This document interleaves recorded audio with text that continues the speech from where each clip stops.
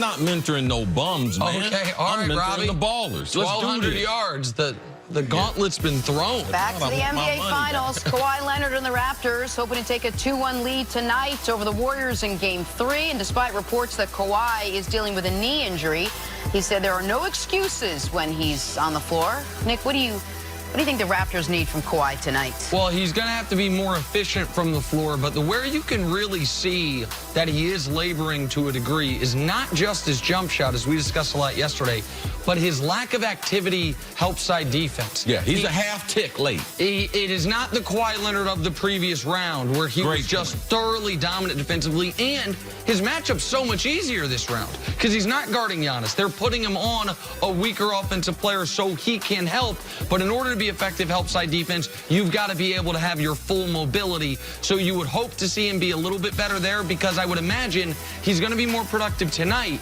than he will in Game 4 because it's only the one day off between Game 3 and Game 4. But they need him to be efficient offensively. And we need him to start in the first quarter the way he goes in the third quarter. Give this offense a boost early in the game. I believe he's going to get some good matchups in this game. Iggy, how healthy is he? With Clay being limited or out of this game, look for Kawhi to have his best game of the series in game number 3. All right, on the other side, there was hope that Kevin Durant could play Game 3. That hope has been dashed. Despite wanting to play and ramping up his workouts, KD's out. See, at this rate, when do you expect Kevin Durant to play? Oh, this is hard because I wasn't expecting him to play at all in the whole series. So for him playing any basketball in this series, wouldn't be surprised at all. Game number 5, that's when we see KD. I know he wants to play in Oracle because game number 4 is going to be pivotal, but I believe realistically game number 5 in Toronto is the first appearance by KD at the earliest. Yeah, at the earliest. I think you can all but cross him out for Game 4. Game 5, to me, is the most optimistic one can be. And if he's not there by Game 5, then your original prediction from the day after he suffered this injury, which is we're not going to see Kevin Durant in a Warriors uniform again, at the very least this season, maybe not ever, that might prove to be true. The Warriors keep slow bleeding this, like, we'll update you in a couple days, I remember when they said maybe he'd be available for Game 3 of the Western Conference Finals. That was a couple weeks ago. I hope I'm wrong about this one. All right, back to the finals with KD out for Game 3 and Klay Thompson still questionable for Game 3. All eyes will turn to Steph Curry in Game 3. He's had an up-and-down first 2 games of the series. Having to be the one consistent presence on the team isn't new for Curry, nor is it something that phases him. Nothing changes. Stay consistent with my approach every year. Whether it's in training camp or in the finals and everything in between, just trying to boost confidence, create the right perspective going into each game, and we do it by committee. There's a lot of different voices that we have that we rely on. We all just understand the moment, and we're very locked in and focused on adapting, to the circumstances that are thrown at us right now with a lot of injuries and kind of uncertainty of even who's going to be able to play. So we've been through a lot, had a lot of different experiences. This is just adding to that book. So we got to be ready. Okay, CC, no KD, probably no Klay, and if he is in there, it's going to be very limited. How much pressure is on Steph Curry? There's a lot of pressure. Jenny, you got pressure on him. He needs to cut his hair like he had a couple other. Last year's final, he had a shorter haircut. Jenny's like, what's wrong with Steph? His hair is growing and everything. I like it a little trimmed down. It makes it more aerodynamic with his face and everything. Yeah, that was Jenna's commentary, the entire soundbite. But on the game, please. This is the thing with Steph. Things do change, though. They got less firepower. He can't afford to be patient. When he starts off the game, typically point guards say, you know what, it's a big game, I'm going to be aggressive. That means attacking the basket or getting people shots. Man, Clay's got to Steph's got to be able to fill it up. Without Clay, they're dependent on him to be able to score. He can't afford to have an off night. I can't afford to have an off quarter. So for me, watch how many shots that he forces. He will take more bad shots because he's got to. Yep. So I have to be willing to accept that. I doubt I'd be shocked if he shot above 50% from the field. He might have to shoot from deeper range. He might have to shoot earlier in the shot clock compared to letting them set up a box and one or them concentrating on him. So for me, there's more pressure because he can't be patient. He can't let the game. The greatest players always say in their biggest game, well, what's your plan? I'm going to let the game come to me. No. Oh, no, not tonight. He can't afford that. This is a special situation, but it's also a situation that superstars, they can thrive in, because if they win this game, everyone's going to know it's Steph Curry. And very seldom are you ever able, you can be as unselfish as you want to, but tonight we need him to be selfish. We need to be able to see his greatness. It's hard not to try to take over the game when you have all these other guys that you've been playing with for years and they're out of the lineup.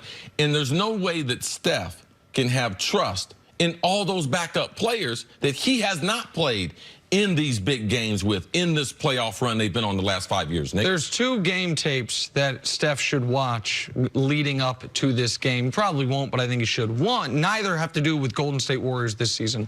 One is the 2015 NBA Finals that we touched on briefly yesterday. And watch what LeBron had to do in that series, where coming off the finals where he shot 58%, he shot 39%, but averaged 36 a game. You know why? There was no Love, no Kyrie, and it was, man, every shot for me, every bad shot for me is a better shot other than anything but a layup or a dunk for my teammates. I have to take 30-plus shots every game. That's the number. Because it's the only way my team can get any type of offense going. Now, that Cavs team also slowed the pace way down. They played kind of caveman basketball in 2015. I don't know if the Warriors can do that, but Steph needs to have a mentality that he has not had to have at almost any point in his career since he's been a superstar, which is, it's me against the world. It isn't good shot, great shot. It's going to be mediocre shot, bad shot, my shot. And so that's the first game film. And the other thing he should look at is when he was at Davidson, you know how teams defended Davidson, particularly the year after he went on that incredible tournament run? With a box and one, because he was the devastating force on the team and the only one they had to be worried about. And you know what? You can solve a box and one. The Raptors would be crazy if Klay's out to not at least see if the Warriors have adjusted from the box and one, because it wasn't that Steph just didn't score in the fourth quarter once they went to the box and one, or didn't score at all in the fourth quarter. He didn't attempt a shot. He was too, in my mind, focused on the Warriors' ethos of, if I'm not open, someone else is. But that is not the case when KD's gone, when Klay's gone, when you don't have that firepower. So those 2 things, he can draw on those experiences. If we know this, the Raptors know this, isn't there a whole game plan just going to be, hey, it's easy, just stop Steph? I mean, how does he deal with that, and what's the plan B for the Warriors? No. You don't win 3 championships just with one player. There's only going to be really one offensive player out there. Okay, Jenna, I accept that. But Quinn Cook is a knockdown shooter. We saw him hit 3 big threes in game number 2 to be able to save them, especially those shots. That shot at 8 minutes to go in the fourth quarter, they needed that bucket. The one Steph ran onto the court, thought there was going to be a timeout. These are professional athletes. And any time you come into a game and you don't respect them, that's the time you can look for them to thrive against you. So, no, Toronto's not going to take these other guys for granted. Iggy, a finals MVP, Draymond, a wrecking ball machine. And offensively, Boogie in particular. Yeah, and Boogie Cousins, an all-star who is he's one of the most skilled big men in the league. Bogut, one of the best pickers that we have in the league. Man, he's got 3 alley-oops from 0 feet in the last game. So there are other things. You don't get to the finals. I know people say, oh, man, they're luxury, Kevin Durant and all that. But those other players, let's give them some credit. But the other point, just to your point, Jenna, will the Raptors' entire game plan be to stop Steph? Of course. And you know what? We talk about Steph as, if they win this championship, one of the 20 greatest players of all time. What was the Utah Jazz game plan against those Bulls teams when they were going for championships? Stop Jordan. And in game 6 in '98, he still dropped 45 on him in a game where his team didn't even score 90. Like, the greatest players in these spots, especially when they're undermanned, know the entire opposition's going to be about stopping me, and I've got to find a way to overcome it. Now, it's an enormous ask, and I don't know if it's a fair ask, but that is the life of an NBA superstar. It's fair. Okay. All right, let's move on and talk some Anthony Davis.